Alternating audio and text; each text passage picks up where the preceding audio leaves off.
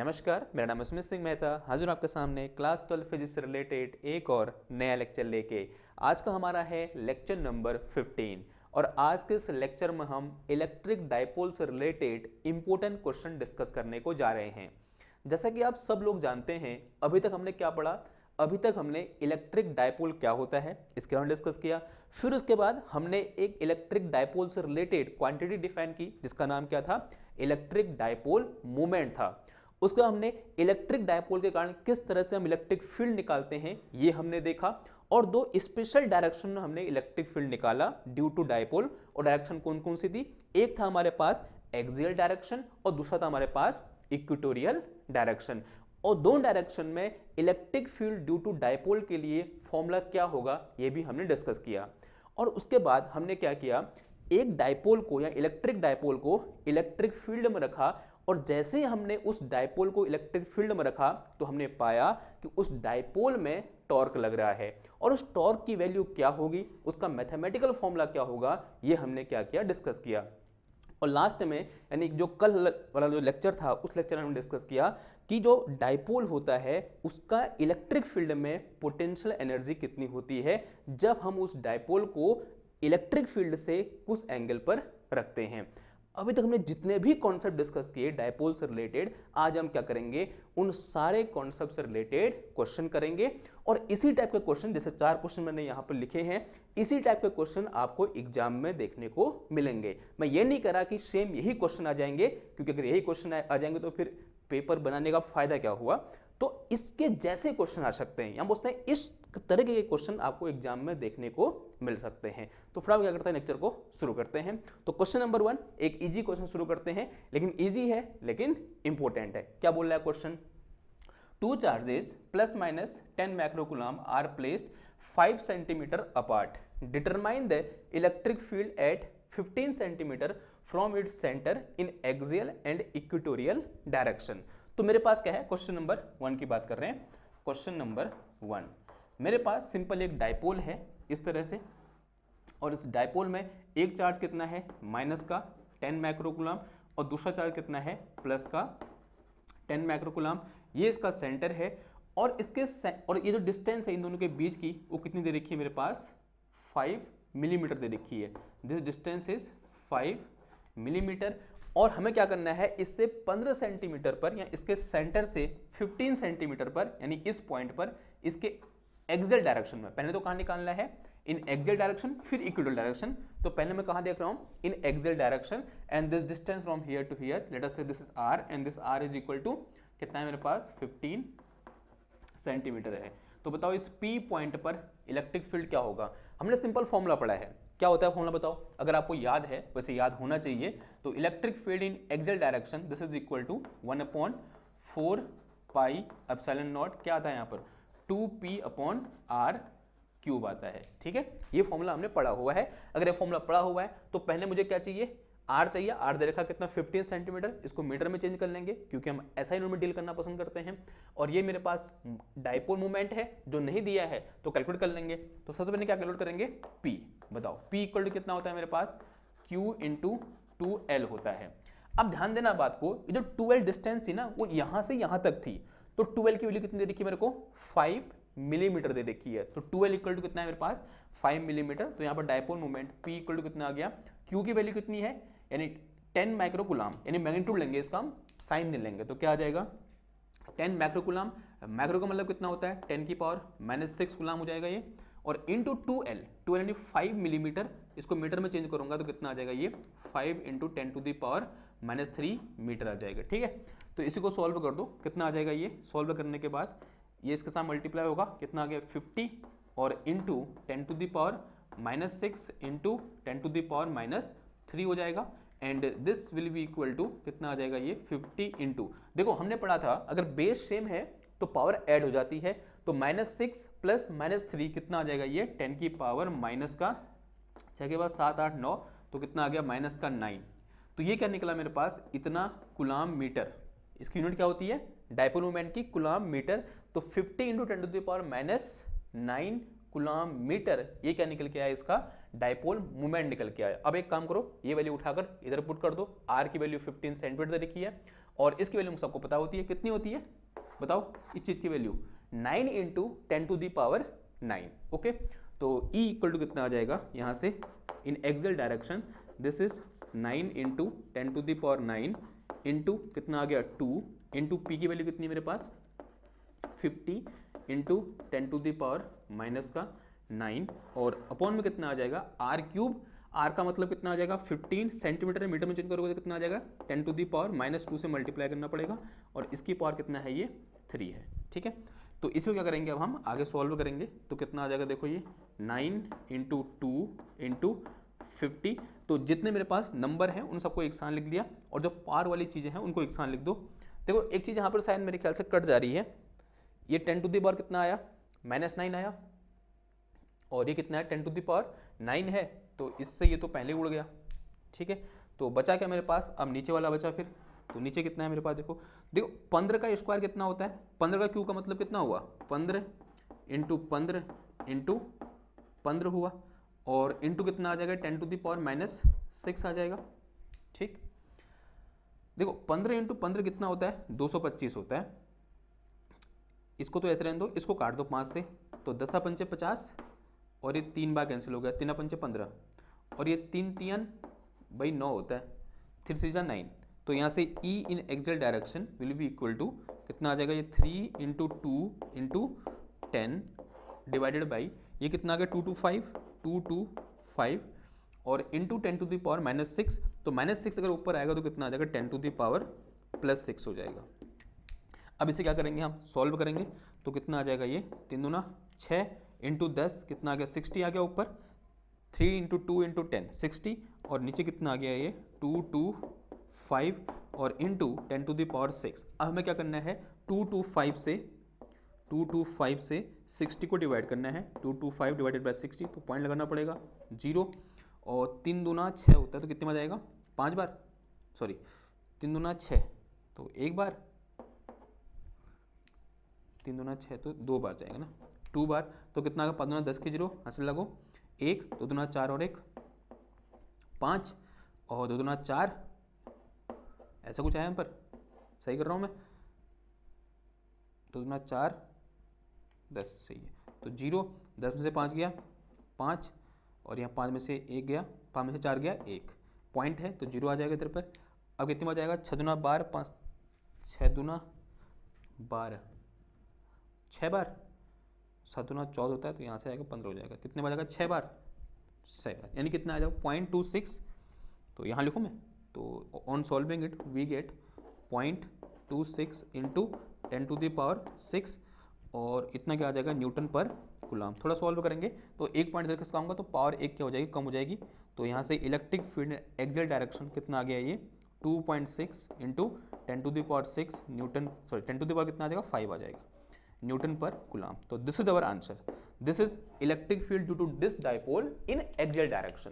Clear बात, तो बड़ा सिंपल सा क्वेश्चन था, सिर्फ क्या थी कैलकुलेशन थी और हमने कर दी बस। अगर आपको पावर को अच्छी तरह से ऐड करना या फिर सब्ट्रैक्ट करना आता है तो आपका ये क्वेश्चन आ गया, एक फ्री के 2 नंबर मिल गए यहाँ से, या फिर 3 नंबर का भी पूछ लेगा कभी कभी। ओके नाउ अब किस डायरेक्शन में है हमारे पास इक्वेटोरियल डायरेक्शन में, तो इसका आप क्या करो स्क्रीनशॉट ले लो, मैं इसको मिटा रहा हूँ, फिर डिस्कस करेंगे कहाँ इन इक्वेटोरियल डायरेक्शन। और एक बार आप क्या करोगे खुद से इसको सॉल्व करने की कोशिश करोगे कि भाई इक्वेटोरियल डायरेक्शन में इलेक्ट्रिक फील्ड की intensity due to our dipole कितना होगा। चलो इसका बी पार्ट लिखो, पार्ट बी। अगेन मेरे पास सेम डाइपोल है इस तरह से, ये मेरे पास कितना चार्ज है माइनस का 10 माइक्रोकूलम, ये कितना है प्लस 10 माइक्रोकूलम, ये इसका सेंटर है और इसके सेंटर से कितनी डिस्टेंस पर 15 सेंटीमीटर की डिस्टेंस पर हमें इलेक्ट्रिक फील्ड क्या करना है फाइंड करना है इस पॉइंट पी पर। सीधे फॉर्मूला पता होता है हमको, लगा देंगे।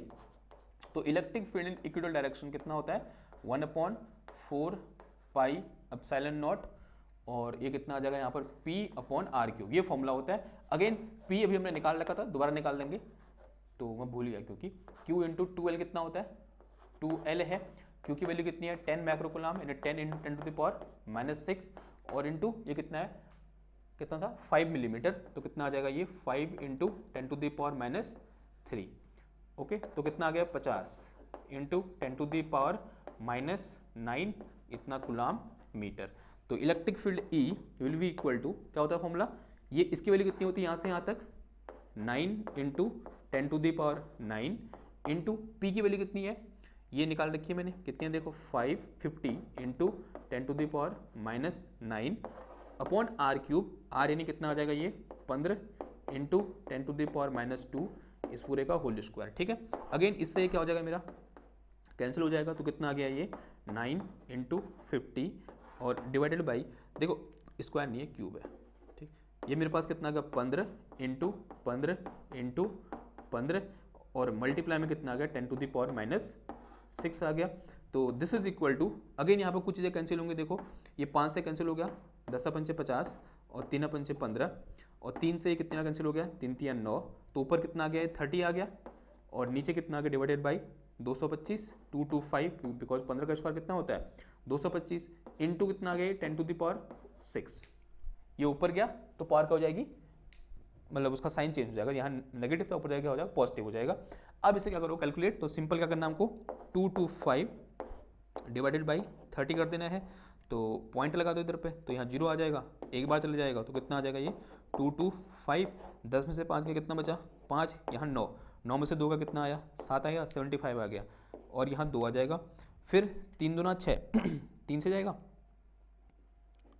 3 से, यानी कितना आ गया 1.3 के आसपास आ गया, यानी this will be equal to 0.13 into 10⁻6 and this will be equal to 1.3 into 10⁵ इतना न्यूटन पर कूलाम। तो this is value of electric field, भाई ये वो वैल्यू है। ओके, सिंपल सी बात है, कोई दिक्कत आई क्वेश्चन में, पहले क्वेश्चन में थोड़ा सा पहले करने में क्या लगा समय लगा, आपको थोड़ा पावर के साथ एडजस्ट करने में समय लगा, इस फॉर्मूले को लगाने में समय लगा, लेकिन जैसे आप दूसरे क्वेश्चन में आए या फिर बी पार्ट में आए आपके लिए काम क्या हो गया, इजी हो गया। अब देखो अगले क्वेश्चन को, देखो इसका स्क्रीनशॉट ले लो, मैं अगला क्वेश्चन पढ़ रहा हूँ और फिर क्या करेंगे इसको सॉल्व करेंगे। क्या बोल रहा है अगला question, 3 point charges plus q minus 2q and plus q are placed at 0,a,0, 0,0,0 and a,0,0 respectively. The magnitude and direction of electric dipole moment vector of this charge arrangement is, या charge assembly are, हमें क्या करना है simple electric dipole और उसकी direction क्या करनी है फाइंड करनी है, तो उसके मुझे जगह चाहिए। ओके, क्वेश्चन तो है ही मेरे पास, जगह नहीं है तो जगह इसे मिटाना पड़ेगा, मिटाओ मैं इसको, आई होप आपने स्क्रीनशॉट ले लिया होगा। एक बार इस क्वेश्चन को खुद से सॉल्व करने की कोशिश करो कि किस तरह से आप यहाँ पर डायपोल को देख पा रहे हैं, आपको यहाँ पर डायपोल दिख रहा है या नहीं दिख रहा है। पहली बात तो ये है, देखो उसने यहाँ मुझे क्या दे रखे हैं, इन डायपोल के कोऑर्डिनेट दे रखे हैं, तो कोऑर्डिनेट को कहाँ दिखाते हैं हम, एक X Y Z coordinate system में दिखाते हैं। तो मुझे क्या करना पड़ेगा, क्वेश्चन नंबर 2 लिखो पहले ऐसे, मुझे यहाँ पर सबसे पहले एक कोऑर्डिनेट सिस्टम ड्राइव करना पड़ेगा या फिर ऐसे बनाना पड़ेगा। तो इसमें से मैं किसी एक को एक्स एक्सिस बोल सकता हूँ, तो this is x axis, this is y axis, तो this one is z axis. ये क्या हो जाएगा, ओरिजिन हो जाएगा। देखो पहला चार्ज कहाँ पर रखा हुआ है 0,a,0 पर रखा हुआ है, तो 0,a,0 का क्या मतलब हुआ, यानी वो एक्स एक्सिस अलोंग कहाँ पर है 0 पर, वाई एक्सिस के अलोंग कहाँ पर है 0 पर, सॉरी जेड एक्सिस के अलोंग कहाँ पर है 0 पर, और ए वाई एक्सिस में कहाँ पर है वो a पर, यानी यहाँ से ये पॉइंट क्या हो जाएगा मेरे पास, दिस पॉइंट इज 0,a,0। दूसरा पॉइंट कौन सा है 0,0,0, यानी ये पॉइंट है दूसरा वाला, इसका नाम क्या है, ऑब्वियसली बात है 0,0,0 है।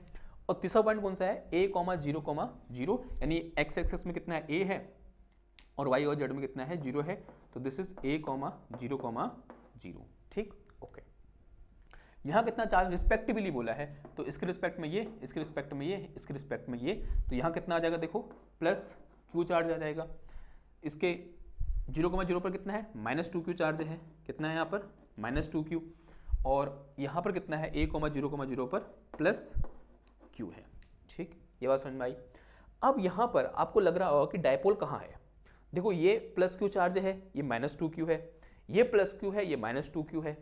अब डायपोल में होता क्या है, डायपोल ऐसा होता है कि अगर यहाँ पर -q है तो यहाँ कितना होगा +q होगा, अगर यहाँ कितना हो -2q हो तो यहाँ कितना होगा +2q होगा। तो यहाँ तो ऐसा बन ही रहा है, यहाँ कितना है प्लस क्यू, यहाँ कितना है माइनस टू क्यू, और यहाँ कितना है प्लस टू क्यू, यहाँ कितना अगेन माइनस टू क्यू। तो अभी तो डायपोल जैसा नहीं दिख रहा है, लेकिन मैं आपको दिखाऊंगा एक्चुअल में हो क्या रहा होगा ना। इस माइनस टू क्यू का देखो, माइनस टू क्यू को मैं ऐसे लिख सकता हूँ, this minus two Q will be equal to minus Q, यानी यहाँ पर दो माइनस क्यू चार्जेज हैं, बीच में दोनों ऐड होंगे, ठीक है। यहाँ पर दो माइनस क्यू चार्जेज हैं, तो इन दो माइनस क्यू चार्ज में से एक माइनस क्यू इसके साथ कंट्रीब्यूट करेगा और एक माइनस क्यू इसके साथ कंट्रीब्यूट करेगा। तो इसको दिखाने का मैं एक तरीका ये भी हो सकता है कि यहाँ पर एक माइनस क्यू ऐसे रखा हुआ है और दूसरा माइनस क्यू ऐसे रखा हुआ है, ये माइनस क्यू इसके साथ कंट्रीब्यूट मतलब पेयर बनाएगा और ये वाला माइनस क्यू इसके साथ पेयर बनाएगा, और इस तरह से मुझे यहाँ पर दो डायपोल देखने को मिलेंगे, ठीक है। अब एक डायपोल ये है, इसका डायपोल मोमेंट कहाँ से कहाँ की ओर होगा, इधर की ओर, and let us say this dipole is P1, because हम इसको मैंने क्या बोल दिया P1।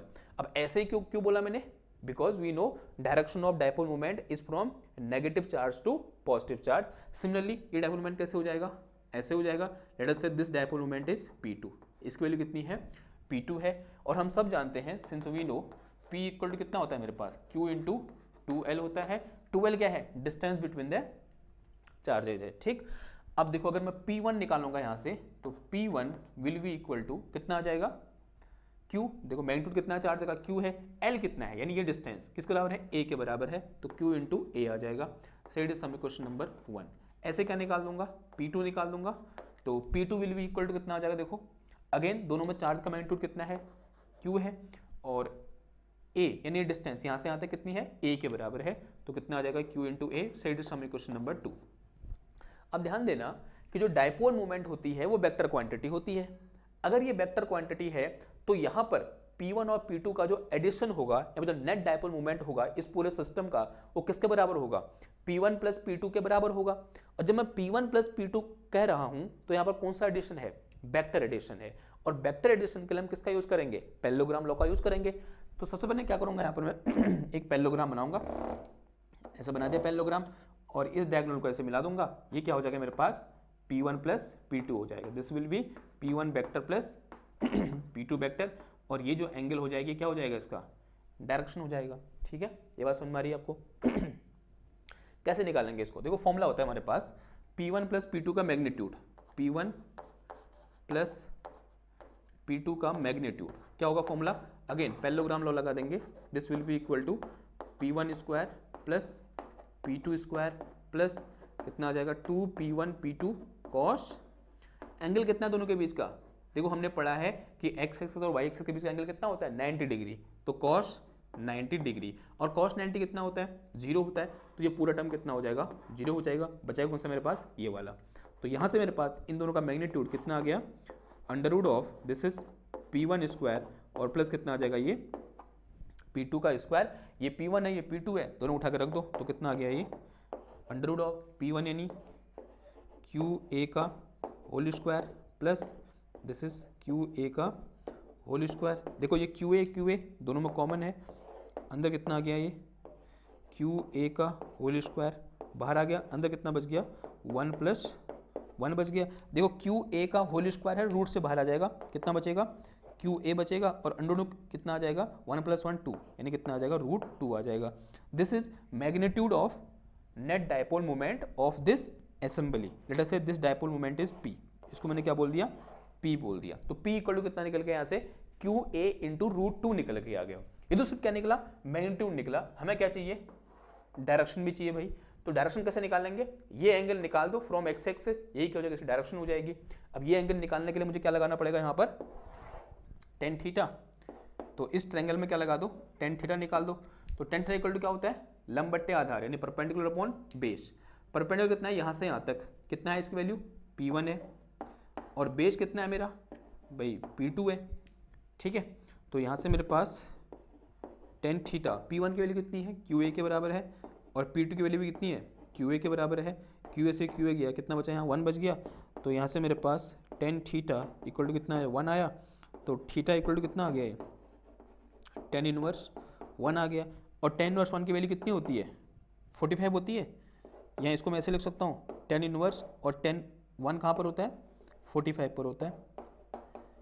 तो यहाँ से मेरे पास थीटा इक्वल टू कितना आ गया 45 डिग्री फ्रॉम एक्स एक्सिस, यानी जो नेट डायपोल मोमेंट होगा इस असेंबली का या इस चार्ज असेंबली का, वो एक्स एक्सिस से कितना एंगल बनाएगा थीटा एंगल बनाएगा, या एक्स एक्सिस से थीटा एंगल पर होगा। सॉरी कितने, थीटा यानी पाई बाई 4, पाई बाई 4 या पाई बाई 6 क्या होगा, पाई बाई 4, ठीक 45।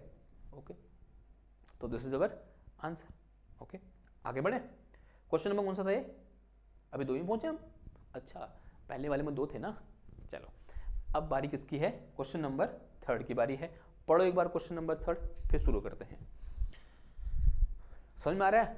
ठीक है, समझ में आ रहा है तो नीचे कमेंट में बताओ समझ में आ रहा है। ठीक है, आप कहीं पर समझ में नहीं आ रहा है तो आप मुझे बता सकते हो, मैसेज कर सकते हो, आप कांटेक्ट कर सकते हो। अगर मैं फ़ोन के आसपास रहा और फ़ोन उठाने की स्थिति में रहा, यानी मैं बिजी नहीं रहा, तो मैं आपका फ़ोन उठाऊंगा। ठीक है, ओके। अब बढ़ते कहाँ की ओर, क्वेश्चन नंबर 3 की ओर। क्या बोल रहा है, अच्छा क्वेश्चन है, देखो। An electric dipole with dipole moment P equal to, dipole moment कितना दे रखा है, 4 × 10⁴ 9 सेंटीमीटर पढ़ रहा हूँ। ठीक है, मैंने खुद ही बोला था कि सेंटीमीटर नहीं पढ़ता, क्या होता है, कुलामीटर होता है, बीच में डैश है, coulomb metre is aligned at 30 degree with the direction of an uniform electric field of magnitude 5 × 10⁴ newton per coulomb. Calculate the magnitude of torque acting on the dipole. बहुत इंपॉर्टेंट क्वेश्चन। देखो, एक मेरे पास क्या है, uniform magnetic field, sorry electric field है। तो uniform electric field is represented by parallel lines, और जिनके बीच का स्पेस क्या हो, इक्वल हो। इनमें क्या रखा हुआ है, इस तरह से एक डायपोल रखा हुआ है। लेट अस से यहाँ -q चार्ज है, यहाँ +q चार्ज है। डायपोल मोमेंट कैसे होगा, इसका ऐसे होगा, दिस इज P। और ये जो मेरे पास एंगल है, ये कितने डिग्री का बोल रखा है उसने, 30 डिग्री का बोल रखा है। This angle is 30 degree. तो हमें क्या करना है, इस पर लगने वाला टॉर्क निकालना है। और टॉर्क लगेगा, ये हम सब जानते हैं, इधर को कितना फोर्स लगेगा, Q इंटू E फोर्स लगेगा। अगर इसका इलेक्ट्रिक फील्ड कितना है, E है, और यहाँ को कितना फोर्स लगेगा, अगेन -QE लगेगा। और ये डायपोल इस तरह से क्या करेगा, रोटेट करेगा। और जब भी रोटेशन होता है तो क्या लग रहा होता है, टॉर्क लग रहा होता है। और इस टॉर्क का फॉर्मूला हम सब ने पढ़ा हुआ है, टॉर्क इक्वल टू क्या होता है, P क्रॉस E के बराबर होता है। अगर मैं क्रॉस प्रोडक्ट की डेफिनेशन यहाँ पर लगाऊंगा तो this tau vector will be equal to कितना आ जाएगा, ये PE साइन थीटा, और यहाँ कितना आ जाएगा, n cap. Here theta is angle between electric field and dipole movement. ऐसे मैग्नीट्यूड की बात करूंगा तो magnitude of torque will be equal to कितना आ जाएगा, ये PE साइन थीटा आ जाएगा। यूनिट वेक्टर का मैग्नीट्यूड कितना होता है, 1 होता है। अब P हमें दे रखा है कितना है, ये रखा है देखो 4 × 10⁹ कूलम मीटर, और इंटू E की वैल्यू भी दे रखी है कितनी, 5 × 10⁴, 5 × 10⁴ न्यूटन पर कूलम, इंटू साइन 30 आ जाएगा इधर पे, साइन 30 डिग्री। देखो 5 को 20 और इंटू 10⁹ इंटू 10⁴ इंटू साइन 30 की वैल्यू कितनी होती है, बच्चा जानता है, साइन 30 इक्वल टू 1/2 होता है। साइन 30 डिग्री इक्वल टू 1/2 होता है। ठीक है, देखो इस 2 से ये कर जाएगा कितनी बार, 10 बार। तो this is equal to 10 into 10⁴, base same है तो पावर ऐड हो जाएंगी। तो 9 धन 4, 9 + 3, सॉरी 9 + 4 कितना आ जाएगा, 13। तो और इसको मैं क्या लिख सकता हूँ, ये 10 है, इसके साथ जाएगा तो कितना, 10⁴ ये टॉर्क निकला। बताओ इसकी यूनिट कितनी होती है, इस टॉर्क की यूनिट, टाउ इक्वल टू, बताओ। आप लोगों ने ऐड सुने होंगे ना गाड़ी वालों के, वो बोलता है इस गाड़ी में इतने Nm का टॉर्क है। यहाँ पे Nm क्या है, न्यूटन मीटर। ठीक, क्लियर। तो दिस इज क्वेश्चन नंबर 3। अब क्वेश्चन नंबर 4 इंपोर्टेंट क्वेश्चन है, लास्ट क्वेश्चन है, और पढ़ो एक बार इसको। क्या बोल रहा है, 2 dipole of dipole moment P1 and P2 are at a distance of x from each other. इसको मिटा दूं मैं, ठीक है, हो गया होगा, ले लो इसमें थोड़ा, ले लो, ले लिया, ओके। तो दिस इज क्वेश्चन नंबर 4 होगा। क्या बोल रहा है, 2 dipole of dipole moment P1 and P2 are at a distance x from each other and P1 is parallel, देखो सिंबॉलिकली ऐसे बोलेंगे हम, P1 is parallel to P2, the force between the dipole is, dipole के बीच का force कितना होगा ये हमें निकालना है। अब आप कहोगे कि ऐसा तो हमने कोई फॉर्मूला पढ़ा ही नहीं, जो किन्हीं दो डायपोल के बीच लगने वाले फोर्स के बारे में बता रहा हो। देखो हम क्या करेंगे ना, यहाँ पर थोड़ा सा अपनी पुरानी यादों को ताज़ा करेंगे, यानी क्लास 11th की यादों को, और उन यादों के आधार पर हम इस क्वेश्चन को सॉल्व करेंगे। और बहुत आसान क्वेश्चन है, एक बार आपको समझ में आ जाएगा, यानी एक बार उसको पढ़ लोगे तो आपके बहुत सारे कॉन्सेप्ट क्या हो जाएंगे, क्लियर हो जाएंगे। ठीक है, तो देखो क्वेश्चन नंबर 4 की बात हो रही है। पहले तो स्कीमेटिक डायग्राम से समझेंगे तो बोल क्या रहा है। मेरे पास दो डायपोल हैं, एक P1 है एक P2 है, और दोनों एक दूसरे के पैरेलल हैं। एक चीज यहाँ पर और बोली उसने, मैंने पढ़ते समय मिस कर दिया। डायपोल कैसा है, पॉइंट डायपोल है। कैसा डायपोल है, पॉइंट डायपोल। ठीक है, आई थिंक हमने पहले भी पढ़ा हुआ है पॉइंट डायपोल क्या होता है। क्या होता है पॉइंट डायपोल, अगर मेरे पास इस तरह से एक डायपोल है, this is -q and this one is +q, अगर इस डायपोल का q tends to infinity and this distance between the dipole 2l tends to 0, then this type of dipole is known as point dipole. यानी जो q है, charge का magnitude है, वो बहुत ज़्यादा हो और इन चार्ज के बीच की डिस्टेंस बहुत कम हो, इस टाइप के डायपोल को हम क्या बोलते हैं, पॉइंट डायपोल बोलते हैं। और डायपोल को सिंबॉलिकली कैसे दिखाएंगे हम, इस तरह से। ऑब्वियस सी बात है, वेक्टर है तो ऐसे दिखाएंगे, ऐसे बीच में ऐसे क्या बना देंगे, डॉट बना देंगे, बिकॉज क्योंकि इस डायपोल से जितनी डिस्टेंस होती है हम कहाँ से नापते हैं, डायपोल के सेंटर से नापते हैं। तो मेरे पास दो डायपोल है यहाँ पर, एक डायपोल ये है, इसको मैंने क्या बोल दिया, डायपोल P1 बोल दिया, और दूसरा डायपोल ये है, इसे मैंने क्या बोल दिया, डायपोल P2 बोल दिया। ठीक है, अब दोनों एक दूसरे के पैरेलल हैं, साफ दिख रहा है, पैरेलल हैं, और दोनों की डिस्टेंस कितनी है, यहाँ से यहाँ तक x है, ऐसा क्वेश्चन में बोल रखा है। This distance between the dipole is equal to x। ठीक, ये देखो। अब मुझे क्या करना है, ये डायपोल इस डायपोल पर कितना फोर्स लगा रहा होगा ये फाइंड करना है। देखो कैसे फाइंड करेंगे। फाइंड करने का एक तरीका है, एक काम करो, सबसे पहले इस डायपोल P1 के कारण इस डायपोल P2 जहां पर रखा हुआ है, इस पॉइंट पर इलेक्ट्रिक फील्ड कितना होगा ये फाइंड कर लो। यानी electric field at this point due to dipole P1 is equal to E1। अब जो ये पॉइंट है यहाँ पर, ये पॉइंट इस डायपोल P1 के कैसे है, इक्वेटोरियल डायरेक्शन में है या नहीं है? आंसर हाँ जी है। हम सब जानते हैं electric field in equatorial direction will be equal to क्या होता है, 1/4 pi epsilon naught P upon r³ होता है।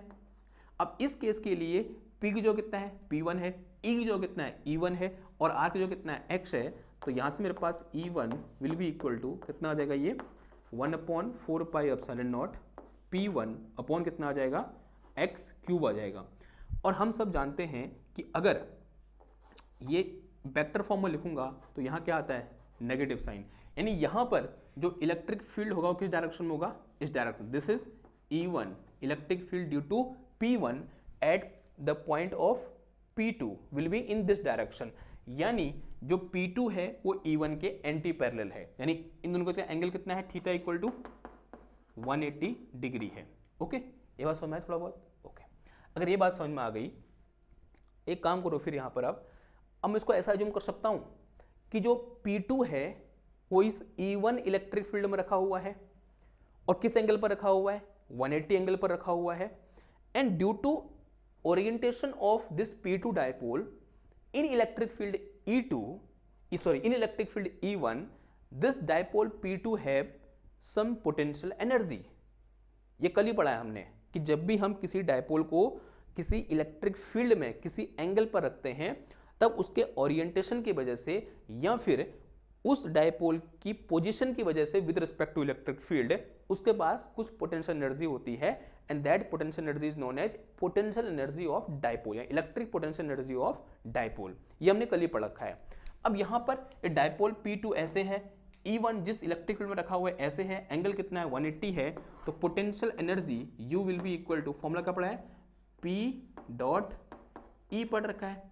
तो अगर मैं किसकी बात करूं, इस P2 की पोटेंशियल एनर्जी की बात करूं तो कितना आ जाएगा, ये P2 डॉट किसकी इलेक्ट्रिक फील्ड में रखा हुआ है, E1 इलेक्ट्रिक फील्ड में रखा है, तो कितना आ जाएगा, P2 डॉट E1 आ जाएगा। तो this will be equal to P2 की वैल्यू, P2 तो P2 रहने दो, तो P2 वेक्टर डॉट E, इसको मैं ऐसे लिख सकता हूँ, देखो एंगल कितना है दोनों के बीच का, 180 है, तो P2 E1 cos 180 आ जाएगा। ठीक है, सिंपल, स्केलर प्रोडक्ट की डेफिनेशन लगा दी, a dot b equal to a b cos theta वाली, और थीटा कितना है 180, और कॉस 180 कितना होता है -1, since we know cos 180 degree is equal to -1, यहाँ -1 रखोगे तो -1 +1 हो जाएगा, तो कितना आ जाएगा ये P2 इंटू E1। ये मेरे पास E1 है, तो U इक्वल टू कितना आ जाएगा, potential energy of dipole will be equal to magnitude रखेंगे, ठीक है, E1 का, तो this is P2 into magnitude of E1 will be equal to 1/4 pi epsilon naught, this is P1 upon x की power 3। तो यहाँ से मेरे पास U इक्वल टू कितना आ गया, ये 1/4 pi epsilon naught, this one is P1 P2 upon x की power 3। So it is some question number 1। ये क्या निकला, पोटेंशियल एनर्जी निकालना, क्या है, फोर्स निकालना है। तो क्या फायदा हुआ ये सब करने का, फायदा हुआ देखो, अब पुरानी यादों के बारे में बात कर रहा था ना मैं, हम सब जानते हैं कि force is written as minus का du upon dx, okay, the force can be written as minus का du अपॉन dx, या फिर थोड़ा सा और अगर आप बेसिक में जाओगे तो इसको हम ऐसे लिख सकते हैं, force can be written as minus का ग्रेडियंट ऑफ u, ओके, ये तो बात की बातें हैं, लेकिन आप ऐसे इसको याद करोगे। और ऐसा हम कब लिखते हैं पता है आपको, जब फोर्स कैसा हो, कंजर्वेटिव हो, and electrostatic force is a conservative force, so we can write it as a gradient of some scalar function, and in this case this scalar function is this potential energy, okay. तो this is formula what we know from our memories और from our previous class. तो यहाँ से मेरे पास F is equal to minus का d/dx of u की value कितनी है, ये दी हुई है, this is 1/4 pi epsilon naught, this is P1 P2 upon x की पावर 3। देखो P1 P2 1/4 pi epsilon not constant है, डिफरेंशिएशन से बाहर आ जाएंगे, तो this is P1 P2 upon 4 pi epsilon not d/dx of क्या हो जाएगा 1/x की पावर 3, ये हो जाएगा, ठीक है। तो कर दो फिर इसका डिफरेंशिएशन, आप यहाँ करो,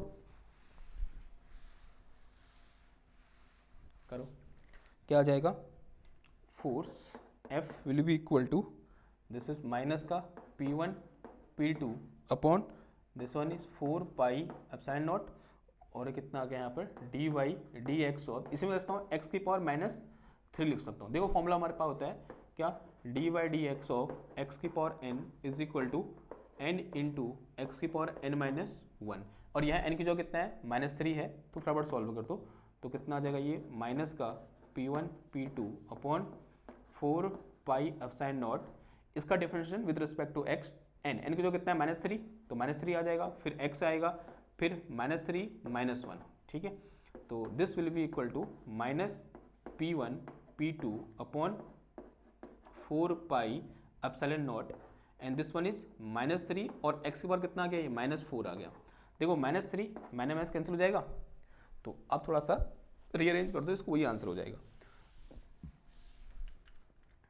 तो force acting between dipole will be equal to 1/4 pi epsilon naught, ये 3 P1 P2 अपॉन x की पावर कितना आ गया 4 आ जाएगा। देखो ये ऊपर माइनस है पावर, नीचे क्या हो जाएगी प्लस हो जाएगी। तो this is our formula of electric field, sorry formula of force acting between two dipole, ठीक, समझ में आई बात। तो दिस इज इंपॉर्टेंट थिंग, तो लास्ट क्वेश्चन था वो बहुत इंपॉर्टेंट था, ओके, थोड़ा सा सोचने की जरूरत थी और पुरानी यादों को ताज़ा करने की जरूरत थी। आई होप अब आप इसको समझ गए होंगे, ठीक है। तो this is all about today lecture, और मुझे लगता है कि इस लेक्चर को पढ़ने के बाद या फिर इन सारे क्वेश्चन करने के बाद आपके अंदर कुछ न कुछ ऐसी फील आई होगी कि हाँ मैंने इलेक्ट्रिक डायपोल पढ़ा हुआ है, इलेक्ट्रिक डायपोल में लगने वाला टॉर्क के बारे में पढ़ा हुआ है, उसकी पोटेंशियल एनर्जी के बारे में पढ़ा हुआ है, तो मैं अब कुछ न कुछ तो क्वेश्चन कर ही लूँगा। आपको ऐसी फील आई होगी, अगर ऐसी फील आई है या फिर आपको ये लेक्चर हेल्पफुल लगता है और आपको ऐसा लगता है कि आपकी लाइफ में कुछ वैल्यू ऐड करता है और आपको कुछ पढ़ाई में हेल्प करता है, तो उसको लाइक करो, शेयर करो, सब्सक्राइब करो और अपने दोस्तों के साथ शेयर करो। मैं मिलता हूँ आपसे नेक्स्ट क्लास में एक और नए टॉपिक के साथ, तब तक थैंक यू, धन्यवाद, बाय बाय।